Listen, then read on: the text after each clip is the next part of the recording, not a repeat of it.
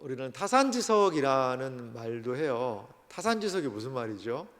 타산, 다른 사람의 산의 지석, 돌에 대한 이야기예요.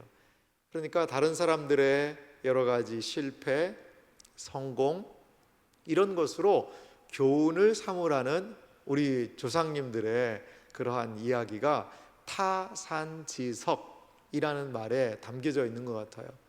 더 직접적인 의미를 찾자면 온고지신, 온고이지신이라고도 이야기를 하죠. 옛것에서 현대를 살아갈 수 있는 지혜를 얻는 것, 이것이 참 우리에게 필요합니다. 제가 이제 우리 목사님들과 함께 남한국 유다의 왕들이라는 이 시리즈를 좀 시작을 하려고 합니다. 여러분, 조선왕조 500년 사극 좋아하시는 분들 계시죠? 사극 좋아하시는 분들, 왕들의 이야기를 보면 왕이 자기 마음대로 한 건 아니에요. 그 선한 왕도 있고 악한 왕도 있고, 왕들도요 못하는 게 많아요. 전하, 그리하시면 아니 되옵니다. 통촉하여 주시옵소서. 뭐 이런 거를 해가지고요 왕도 못하는 게 많아요. 그리고 서로 정치적인 견해가 다르기도 하고요. 왕은요 제대로요 다리도 못 뻗고 살아요. 왜? 음식에다 누가 독을 탈까봐. 그런 사극 보면 그런 거 나오지 않습니까? 숟가락이 뭐 변했다, 색이 여기다가 누가 독을 탔다. 왕들은요 정치적으로도 그 안에서도 힘들지요. 막 독살하려고 그런 사람들도 있기도 하지요. 제대로요 바깥 출입도 못하게 해요. 그리고 왕은 이렇게 하면 안 된다, 저거 하면 안 된다. 이러한 것들이 우리 조선 왕들의 모습이었거든요. 우리나라 조선왕조 500년 그 실록을 기록한 건요 세계 문화유산으로 또 등재가 되어 있을 정도로 대단한 겁니다.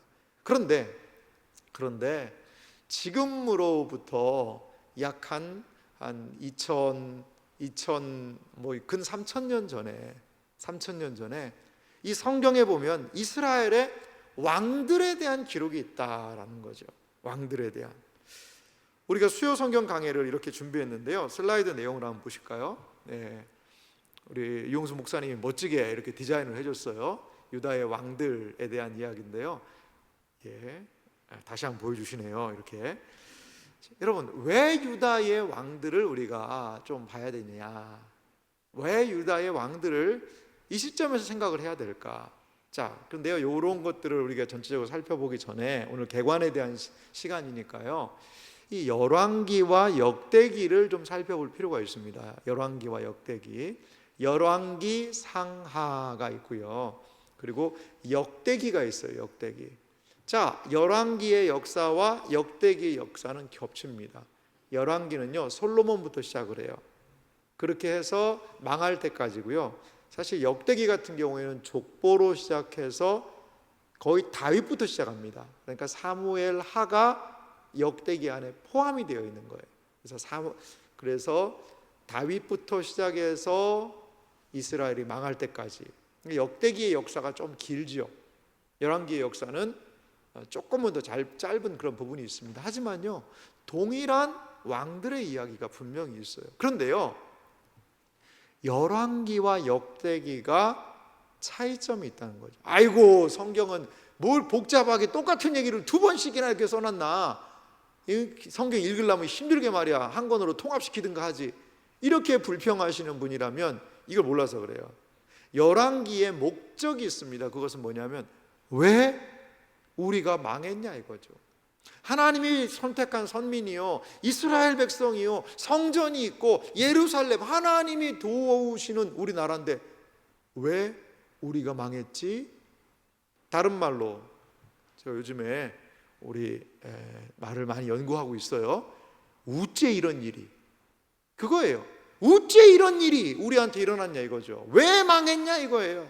그거에 대한 문제의 보고서가 열왕기일 수 있어요. 역대기는 달라요. 역대기는 우리는 어떻게 살아야 하는가. 자, 열왕기가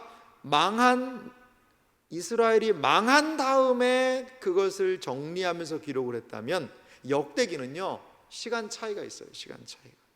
그리고 이스라엘 백성이 포로에서부터 망해가지고 바벨론의 포로 70년을 살다가요, 어떻게 해요? 돌아오잖아요. 돌아오면서 다시 그 고향 땅으로 돌아와서 다시 그들의 나라를 세우기 원하면서, 다시 회복하기 원하면서, 이제 우리 어떻게 살아야 되지? 이제 앞으로 우리는 무엇을 하면서 살아야 될까? 이거에 대한 이야기가 역대기라는 거죠. 목적이 다릅니다. 그래서요, 귀한 이후의 삶에 대해서 역대기가 다루고 있어요. 이 둘이 분명히 차이가 있는 게요, 열왕기는요 왕들에 대해서 얄짤이 없이 얘기합니다. 다윗도 막 범죄한 얘기, 밧세바 얘기, 인구 하다가 하나님한테 혼난 이야기 다 기록해요. 역대기는 그런 거 없어요. 밧세바 얘기 안 나옵니다. 다윗이 범죄한 얘기 안 나옵니다. 목적이 달라요. 무엇을 더 중심으로 우리가 살아야 될 것인가가 이 두 성경의 차이라는 거죠. 자, 그 다음 내용을 좀 보면은요, 이게 이스라엘 간단한 역사입니다. 여러분 좀 보시면요, 사울 왕이 있었죠. 그 다음에 다윗 왕이 사울 40년, 다윗 40년, 솔로몬 40년, 120년을 다스려요. 그리고 솔로몬이 죽은 다음에 북왕국 이스라엘 10지파, 남왕국 유다 2지파로 이렇게 분열이 됩니다. 분열이. 그래서 북왕국 이스라엘은요, 아수르라는 나라에 망해서 포로로 잡혀가요. 722년에. 남왕국 유다는 바벨론이라는 나라에 586년 7년쯤에 망해가지고요 포로로 잡혀갑니다. 남왕국 유다가 북왕국 이스라엘보다 한 150년 정도는 더 그 나라를 지탱했던 것을 볼 수 있습니다.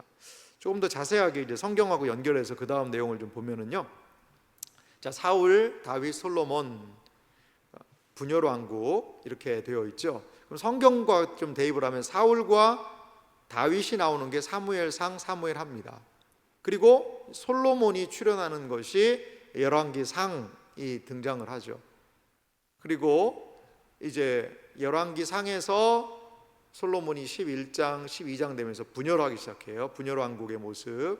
그래서 열왕기하까지 가는 걸 볼 수 있어요. 역대기는요 보면 다윗과 솔로몬에 대한 이야기가 먼저 시작해요. 역대상이죠. 그다음 역대하는 이제 솔로몬에서부터 해서 솔로몬의 다스리는 거, 그리고 또 누구냐? 왕들, 솔로몬 사후의 왕들에 대한 이야기를 이렇게 다루고 있습니다. 자, 그다음 내용을 좀 보면은요, 이 열왕의 도표들을 한번 정리를 이렇게 해봤습니다. 북왕국 이스라엘에는요 왕들이 몇 명 정도가 되냐면 19명입니다. 한 208년 동안 이 나라가 북왕국 이스라엘이 분열한 다음에 존속을 했어요. 한 208년간 존속을 하면서 722년에 주전입니다. 주전 망했는데요. 여기 보면요, 다 왕들이 악한 왕들이에요. 그 왕조도요 계속 바뀌어요. 한 5 왕조가 되고, 남왕국 유다 같은 경우에는요 그래도 빨간색 별을 단 왕들이 그나마 좀 괜찮은 왕들이에요. 그래서 남왕국 유다의 왕들을 보면 선한 왕이 8명이고 악한 왕이 12명입니다.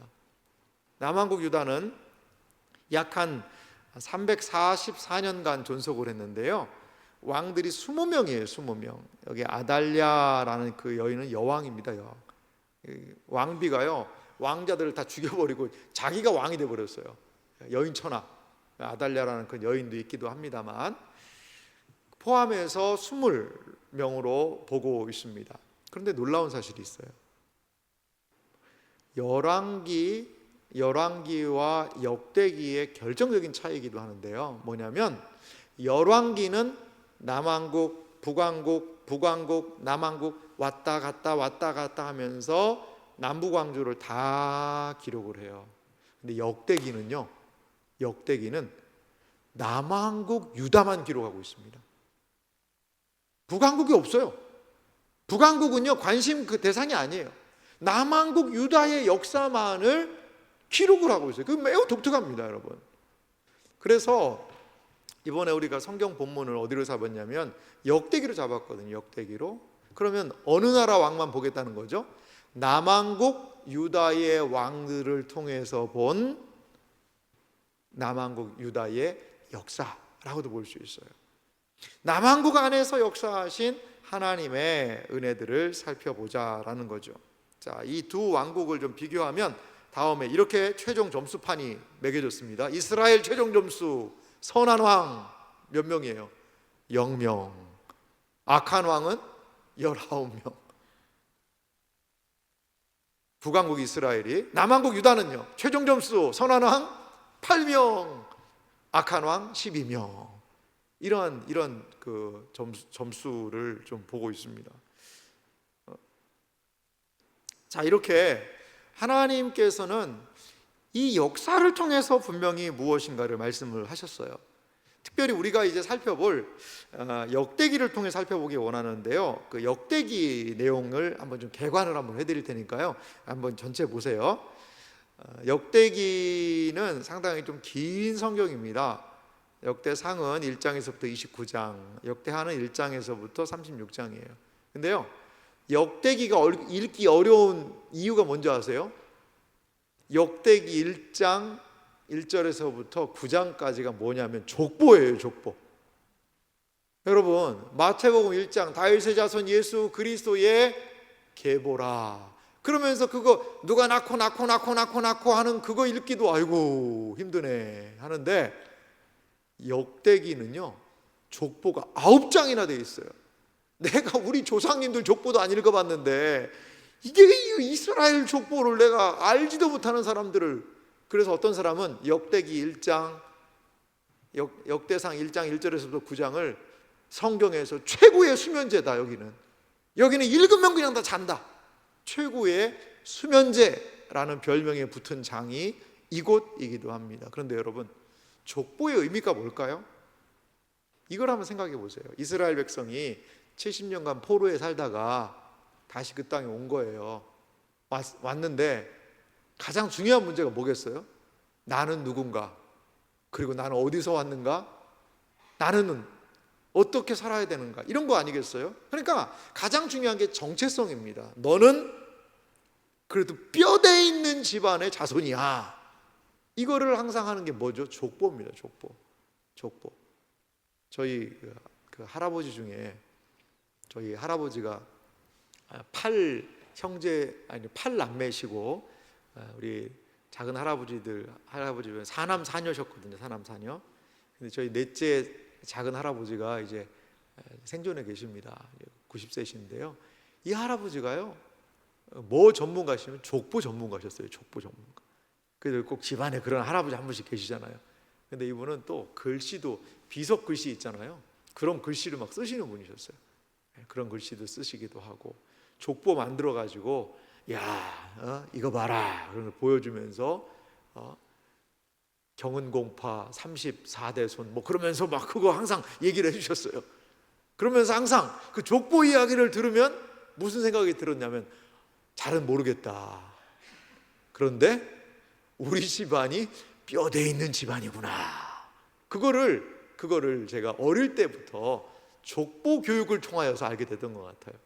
여러분, 우리에게는 의미 없어 보이고 최고의 수면제라고 할 수 있는 이 9장의 족보는 이스라엘 백성들에게 네 할아버지가 누구야, 너는 이렇게 뼈대 있고 뿌리 있는 집안이야를 알려주는 이야기일 수 있어요. 여러분, 이야기일 수 있어요. 그러니까 그 심정을 좀 가지고 보면, 이분들이 자기 할아버지 이름 나왔을 때 얼마나 좋아했을까, 자기 조상님들 이름 나왔을 때 내가 이 집안인데, 이 가문인데 얼마나 좋아했을까, 그런 것들을 생각할 수 있을 것 같아요.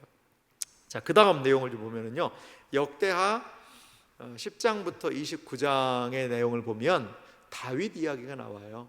역대상은 그러니까 딱 둘로 나눌 수 있어요. 1장부터 9장 족보, 그리고 10장부터 29장이 다윗 이야기인데요, 뭐 다윗이 골리앗하고 싸워서 이겼다더라 그런 얘기 싹 빠져 있습니다. 뭐 사울한테 엄청 고생당했다더라 다 빠져 있어요. 뭐 하는 게 중심이냐? 다윗이 성전 건축하는 준비를 합니다. 레위인을 세웁니다. 제사장을 세웁니다. 그것이요, 이 역대상의 중심이에요. 왜? 무엇 때문에? 역대상은요 관심이 있어요. 역대기는 관심이 있어요. 어떻게 해야 되지? 우리가 이제 앞으로 안 망하려면 어떻게 살아야 되지? 그걸 뭘 보여주는 거죠? 성전 중심으로 살라라는 거예요. 누구처럼? 다윗처럼. 다윗처럼 하나님을 경배하면서 예배하면서 살아라. 이것이 역대기의 중심적인 사상이라는 거죠. 역대하는요 1장에서부터 9장이 누구의 이야기냐? 솔로몬의 이야기입니다. 솔로몬의 이야기의 핵심은 뭘까요? 솔로몬이 아이를 가져왔는데 이게 누구 아이인지 모르겠어요. 반으로 갈라라. 안 됩니다. 와, 그러니까 서로 싸워서 이 여자다. 솔로몬의 지혜로운 판단 이런 거 다 빠져 있습니다.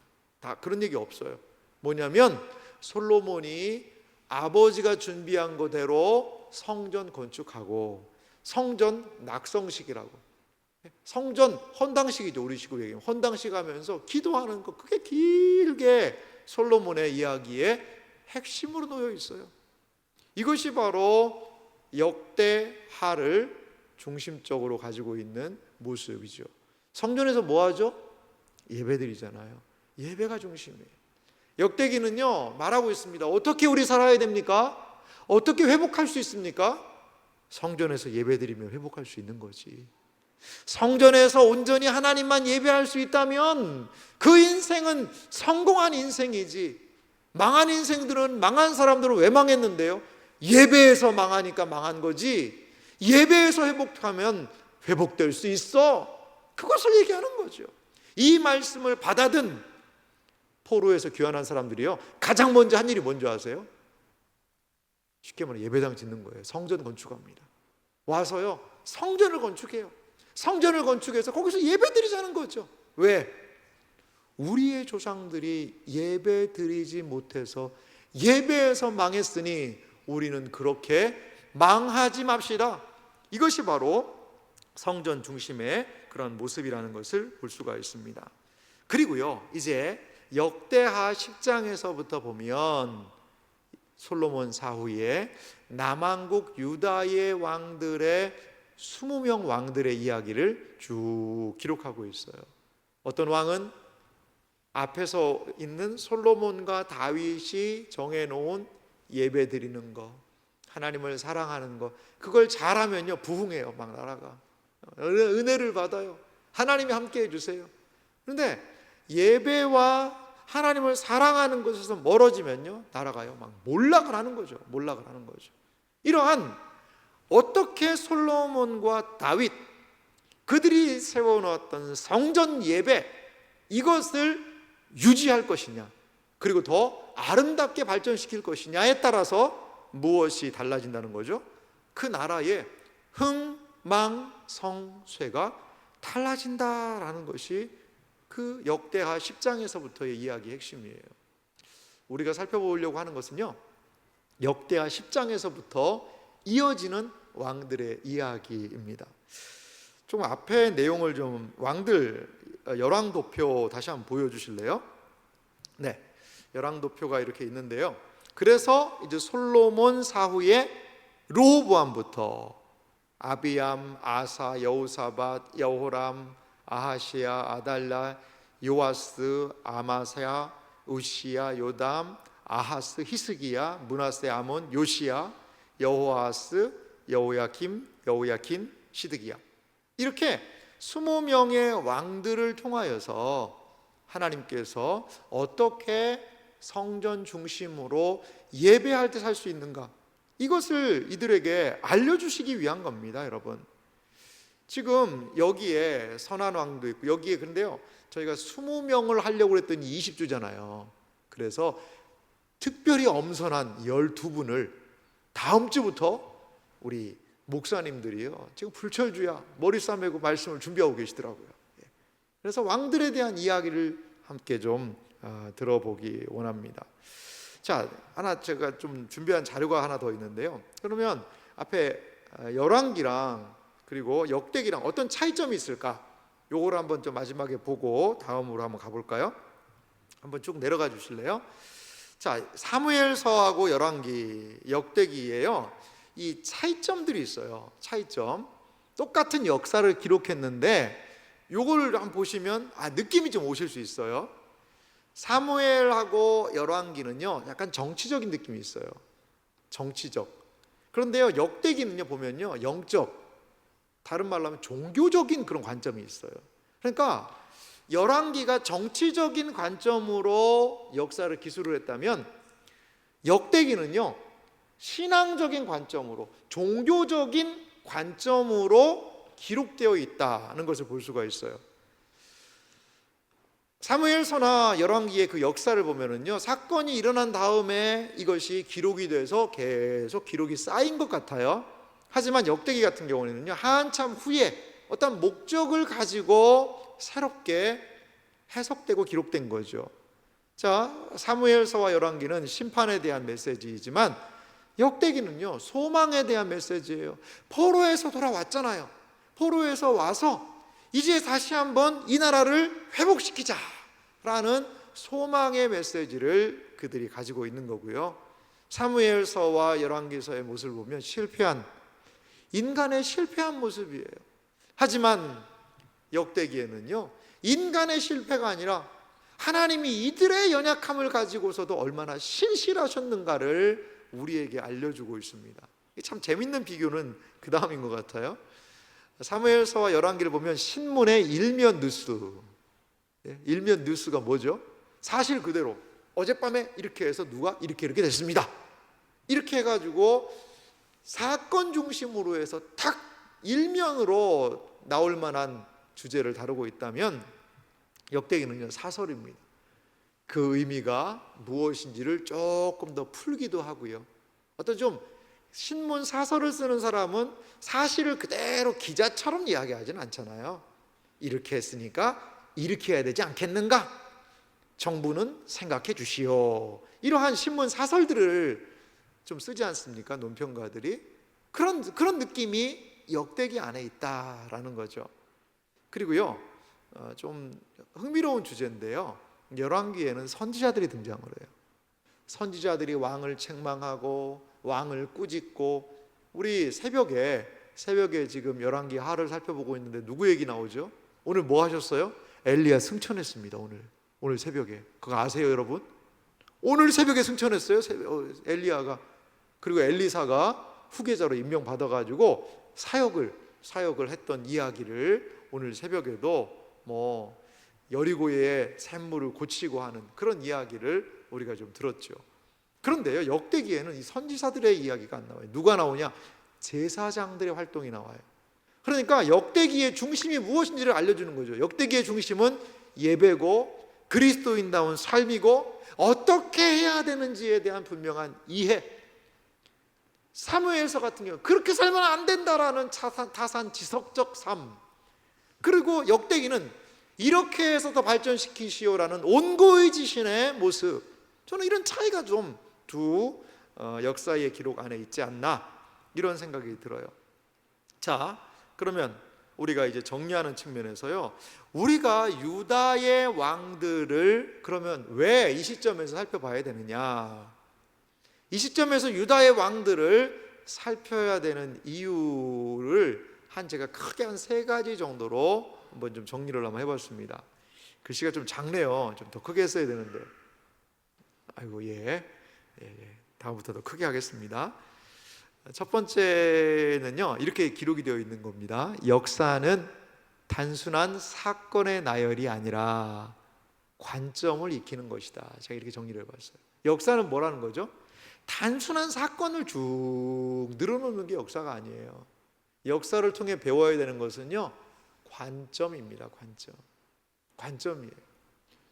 여러분, 우리나라가 개화기를 지나고 하면서 사실 서구 열강에게 늦게 문을 열었잖아요. 일본 같은 경우는 메이지 유신 해가지고 일찍 문을 열었거든요. 그러니까 근대화를 일찍 시작한 거죠. 우리가 좀 처졌잖아요. 그러니까 어떻게 됐어요? 많은 부분에서 일본이, 러시아가, 서구 열강들이요 이 고레아, 우리나라 조선을요 서로 뜯어먹으려고 난리를 폈습니다. 아하, 힘이 없으면 망하는구나. 나라는 힘을 키워야 되겠구나. 국력을 키워야 되겠구나. 그래서 지금 전쟁 상황은 아니고, 물론 우리나라는 지금 휴전 상황입니다만 군사력을 키우는, 거기 돈 많이 투자하는 이유가 뭐죠? 역사적인 교훈 때문에 그러는 거예요. 그런 안목과 관점이 생기는 거거든요. 그렇게도 해야죠. 그렇게 해야죠. 그런데 이 성경을 통해서 단순한 사실 몇 가지를 아는 것이 중요한 게 아니라 거기에서 하나의 안목과 관점이 필요하다는 거죠. 두 번째, 성경 저자가 무엇을 말하는가? 과연 성경 저자는 무엇을 말하고자 하는가에 우리가 좀 관심을 가질 필요가 있다는 거죠. 이것은 하나님의 관점은 무엇인가와 연결되어 있어요. 과연 하나님이 보시는 관점이 뭘까? 인간적으로 돈 많이 벌고 사업 잘 되고 성공하고 떵떵거리고 잘 살고 사람들이 좋다고 그러면 좋은 왕인가? 하나님께서 인정하시는 왕이란 누굴까? 하나님이 기뻐하시는 일은 무엇이지? 를 우리는 이 역사적인 관점을 통하여 살필 수가 있다라는 것이죠. 그래서 세 번째 줄은 눈 좋으신 분들 중심으로 해서 같이 읽어볼까요? 같이 읽어봅시다. 하나님께서 세상을 어떻게 보시며 통치하시는지를 보게 된다. 그렇습니다. 하나님께서요, 이 왕들의 역사를 통해 어떻게 보시며 하나님이 보시기에 좋았더라 인지, 하나님의 보시기에 다윗의 행위가, 하나님의 보시기에 왕들의 행위가 악하였더라, 이런 표현들이 나오거든요. 이것을 통하여서 하나님이 어떻게 보시며 어떻게 통치하시는가, 이 나라가요 예배 안 드리고 하나님의 통치에서 멀어지면요 하나님의 진노가 오거든요. 자, 역대하 36장 15절과 16절 말씀 보실래요? 이 두 절은요 같이 좀 읽어볼까요? 역대하를 마무리하면서 어떻게 보면 남왕국 유다에 대한 평가입니다. 평가를 이렇게 기록을 하고 있는데요, 우리 같이 15절 16절 두 절을 읽어보겠습니다. 그 조상들의 하나님 여호와께서 그의 백성과 그 거하시는 곳을 아끼사 부지런히 그의 사신들을 그 백성에게 보내어 이루셨으나 그의 백성이 하나님의 사신들을 비웃고 그의 말씀을 멸시하며 그의 선지자를 욕하여 여호와의 진노를 그의 백성에게 미치게 하여 회복할 수 없게 하였으므로. 아멘. 보십시오. 하나님께서 그의 백성과 그 거하시는 곳을 뭐 하셨다는 거죠? 아끼신 하나님이에요. 성전을요 아끼십니다. 예루살렘을요 아끼십니다. 그리고요 하나님의 백성들을 아끼세요. 그래서요 사신들, 하나님의 뜻을 가진 메신저들을요, 사자들을요 계속해서 보내는 거죠. 하지만 하나님의 사신들을요 뭐해요? 비웃어요. 그리고요 선지자들을요 욕해요. 선지자 사신 좀 겹치는 부분이 저는 있다고 봐요. 선지자 따로 사신 따로는 아니라고 봅니다. 반복하면서 강조하고 있다고 보는데요, 근데 결정적으로 이것이 무엇이었다? 어떤 행동이죠? 그의 말씀을 뭐 했다는 거죠? 멸시하여. 이 단어가 중요한 거예요. 멸시. 하나님의 말씀에 대한 멸시. 하나님이 아무리 아낀다 하더라도요 하나님의 말씀을 멸시하는 거예요. 안 듣는 겁니다. 듣는 척만 하는 겁니다. 안 듣는 거예요. 하나님의 말씀이 들리는데도요 그래? 알았어. 그리고 이쪽으로 가야 되는데 그래? 알았어. 그리고 이쪽으로 가는 거예요. 그냥 자기 소견에 오른 대로, 내 마음대로. 하나님의 말씀이 내 양심을 자극하고 말씀을 자극하는데도 불구하고 귀에 듣기 좋은 말만 따라가는 거예요. 거짓 선지자들이요 좋은 말을 해요. 우리 안 망합니다. 걱정하지 마세요. 한 2년이면요 저 바벨론 다 물러갑니다. 2년 뒤에 하나님 회복합니다. 걱정을 하지 마십시오. 이렇게 감언이설을 하니까요 그게 솔깃해가지고 그것만 들어요. 예레미야 선지자, 망한다 정신 차려라, 망하니까 정신 차려라, 돌이켜라, 회개해라, 항복해라. 하나님의 말씀을 전하는 예레미야를요 그냥 감옥에 가두고요 거의 죽이려고 합니다. 하나님 말씀을요 멸시하는 거죠. 사랑하는 성도 여러분, 우리는 하나님의 말씀에 대한 어떤 태도를 가지고 있죠? 관점이 생겼다면요, 그 생긴 관점은 순종을 위해 나아가야 돼요. 이게 역대기가 우리에게 하고 있는 도전이에요. 자, 그러니까 뭐가요? 제가 파란색으로 여호와의 진노라는 단어를 표시를 좀 했어요. 여호와의 진노를 그의 백성에게 미치게 하여 뭐 할 수 없다는 거죠? 회복 불가. 회복할 수 없을 정도로 계속해서 사신들, 선지자들 돌이켜라, 그러면 안 된다. 그런데도요, 고집스럽게 자기 길로 가는 거죠. 그러니까 어떻게 해요? 하나님의 진노가 임하고, 그리고 회복 불가. 그러니까 망한 거지 않습니까? 사랑하는 성도 여러분, 하나님의 말씀이 들릴 때 움직이세요. 그때가 가장 빨리 움직일 때일 수 있어요. 우리 지금 마음 가운데서 불순종하는 거 있잖아요. 아니, 목사님, 불순종한다고 지옥 갑니까? 지옥 안 가죠. 지옥 안 갑니다. 그런데 하나님이 우리의 인생에게 허락하신 것에 불순종하면요, 고통이 따라와요. 고통이. 사도 바울한테 뭐라고, 사도 바울이 다메섹 도상에서 주님을 만난 이야기를 한 3번 이야기하거든요. 근데 그런 표현을 했어요. 예수님이 이렇게 얘기하셨대요. 바울한테, 사울아, 사울아, 가시채를 뒷발질하는 게 네게 고생이구나. 여러분, 가시채, 시골에 보면 뭐가 있느냐면요, 탱자나무라고 있습니다. 탱자나무 아세요, 여러분? 탱자? 탱자. 저 남쪽에는 이제 유자가 북쪽에 올라가면 다 탱자가 된다는 그런 얘기가 있는데, 그건 잘못된 이야기입니다. 탱자나무와 유자나무는 달라요. 탱자. 탱자는요, 그 뭐 탱자를 뭐 약으로도 뭐 한다고 하는 사람들도 있기도 한데 못 먹습니다. 못 먹습니다. 얼마나 신지요, 아이가. 근데 탱자의 무서운 건 뭐예요? 탱자 가시. 가시가요, 막 이만씩 합니다, 정말.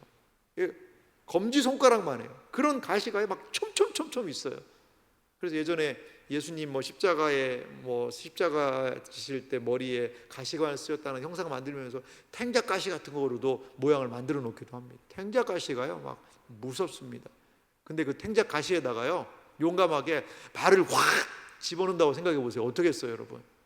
다 찔리고 피나고 난리가 납니다. 그게 불순종이라는 거예요. 아니, 야, 이거 탱자나무 가시다, 발 차면 안 된다, 건들지 마라 그랬는데요, 그걸 막 발로 차는 거죠. 발로 차는 거죠.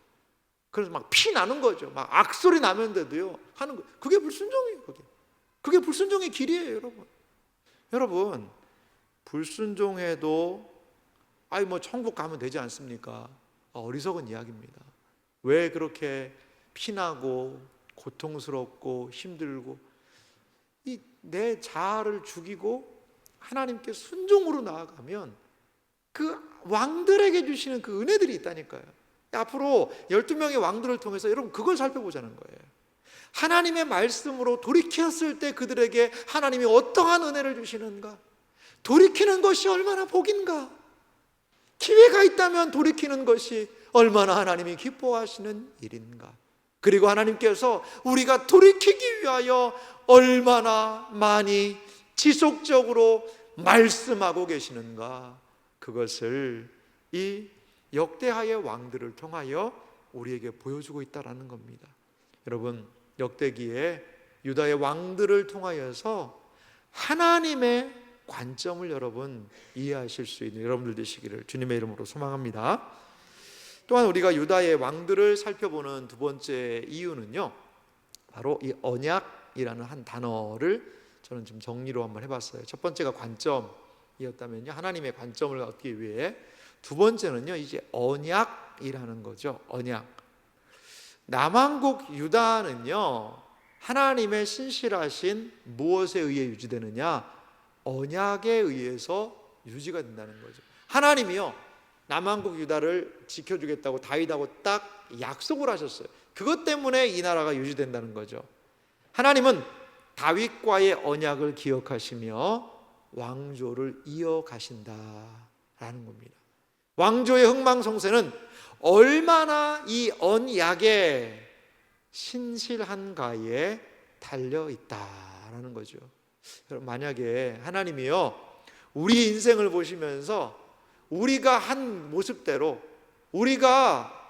우리의 행동대로만 하나님께서 우리의 삶에 은혜를 베푸시고 한다면요, 한번 내가 열심히 잘하면 되지, 우리가 얼마나 열심히 잘할 수 있겠어요?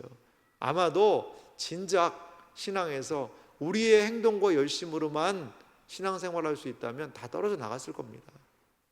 지금까지 내가 이 자리에 서 있는 것은 뭐죠? 하나님의 은혜죠. 은혜. 하나님이요 오래 참아주셨기 때문에 그렇죠. 하나님이요 우리를 오래 기다려주셨기 때문에 그래요. 이것이 하나님의 은혜, 하나님의 오래 참으심, 이 모든 것들은 뭐냐? 그게 바로 언약이라는 거예요. 자, 다시 한번 그 언약의 내용 한번 보실래요? 마지막 세 번째 줄이 좀 중요하다고 보는데, 왕조의 뭐가요? 흥망성쇠는 얼마나 언약의 신실한가에 달려있다. 이거 우리 개인을 넣어도 좋을 것 같아요. 우리 집안의 흥망성쇠는 얼마나 하나님이 베푸신 언약의 신실한가에 달려있다. 우리 교회의 흥망성쇠는 얼마나 언약에 신실하게 반응하느냐에 따라 달려있다. 이것을 왕들의 이야기를 통해 우리 볼 수 있다는 거죠. 그래서 우리가 읽었던 본문 역대하 21장 7절은요 이렇게 이야기를 합니다. 같이 읽어볼까요? 여호와께서 다윗의 집을 멸하기를 즐겨하지 아니하셨음은 이전에 다윗과 더불어 언약을 세우시고 또 다윗과 그의 자손에게 항상 등불을 주시겠다고 말씀하셨음이더라. 아멘. 하나님 뭐 하셨어요? 다윗과 언약 세우고요, 항상 꺼지지 않는 등불, 희망을 주시겠다는 거죠. 다윗의 집, 다윗 왕조를 얘기하는 거죠. 이렇게 하나님은 언약에 신실하신 분입니다. 그래서 이 언약을 이스라엘 백성이 완전히 배반하고 깨트려 버리니까 그들이 하나님의 진노로 그 포로 생활을 할 수밖에 없었던 거죠. 마지막으로 우리가 왕들을 살피는 이유가 있어요. 세 번째인데요, 그것은 왕들의 예배의 모습을 좀 우리가 살펴봤으면 좋겠어요. 역대기는 성전에서 드리는 예배에 대한 관심이 큽니다. 역대기 솔로몬을 이야기할 때 성전 건축하고 성전 낙성식 하는 이야기가 핵심이고 그 기도가 핵심이거든요. 다윗은요 이 성전 준비하고 제사장, 레위인, 그 사람들, 노래하는 사람들을 세워서 성전 체계를 정비하는 것이 다윗의 모습이에요. 다윗이 준비했습니다. 솔로몬이 시행했습니다. 다윗 솔로몬이 만들어 놓았던 정말 엄청난 예배에 대한 모습을, 이것을요 얼마나 지켜갈 수 있을 것인가, 이것이 역대기의 중심적인 주제라고 할 수 있거든요. 다윗 솔로몬의 예배 전통이 어떻게 이어질 것인가가 열왕기, 역대기의 관심의 핵심입니다. 그걸 관심을 갖고 있어요. 그러니까 우리가 왕들에 대한 이야기를 살펴볼 때 얼마나 예배로 나아가는가, 얼마나 예배가 타락했는가, 이 부분들을 왕들의 이야기를 통해서 살펴본다면 큰 교훈을 얻을 수가 있을 것 같아요. 여러분, 예배입니다. 이 땅에서 예배 드리는 사람은요 하나님 앞에까지 천상에서 가서 예배 드리는 거예요. 이 땅에서의 예배는 하나님 앞에서의 천상의 예배까지 나아가는 과정일 수 있어요. 많은 것들이 이어지지가 않습니다. 지금 우리가 가지고 있는 통장 잔고가요 천국까지 이어지지가 않아요. 이어지지 않습니다. 우리가 이 땅에서 많이 사왔던 거요, 사오고 누렸던 것들이 하늘까지 이어지지가 않아요. 근데 이어지는 게 있어요. 무엇이냐? 예배입니다. 예배. 우리가 드리는 이 예배는요 하늘 가서도 이어지는 거죠. 이 땅에서 예배가 너무 지루하면요 천국 어떻게 가려나 모르겠네. 거기 날마다 예배 드려야 되는데, 아이고 큰일 났다, 어떻게 가나. 그러면 예배의 의미를 생각하십시오. 예배가 무엇인지를 기억하십시오. 그리고 예배 안에서 하나님의 은혜를 경험하면 천상에서의 예배가 더 사모되지 않겠어요, 여러분? 역대기에 나타나는요 기도가 많이 등장해요. 다윗의 기도, 솔로몬의 기도, 우리가 잘 아는 히스기야의 기도, 그리고 여러 왕들의 기도가 있어요. 회개의 기도도 있어요. 기도는 무엇입니까? 예배의 한 모습이에요. 기도는 하나님께서 기뻐하시는 자들이 드리는 예배입니다. 예배. 이러한 역대기 안에는요, 그래서 예배, 그리고 어떻게 기도하는가, 특별히요 이 역대기가요 기도가 많이 나와요. 기도에 관심이 많으신 분들은 역대기에 있는 왕들의 기도만 한번 쭉 뽑아서 한번 정리를 해보세요. 그러면 기도가 너무 멋있어요. 기도를 배울 수 있어요. 그래서 이번에 왕들의 이야기를 통해서 우리가 기도를 또 좀 배울 수 있습니다.